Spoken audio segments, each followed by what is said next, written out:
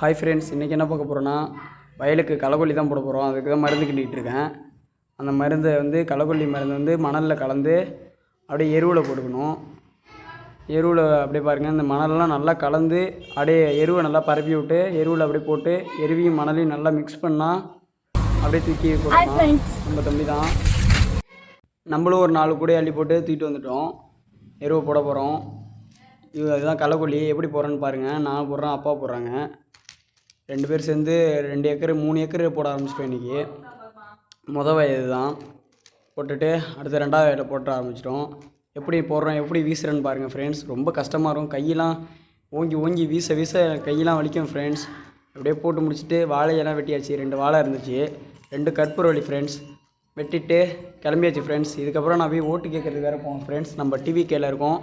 மறக்காமல் நீங்கள் கண்டிப்பாக எனக்கு சப்ஸ்கிரைப் பண்ணுங்கள். கண்டிப்பாக நீங்கள் டிவிக்கு ஓட்டு போடுங்க. நன்றி.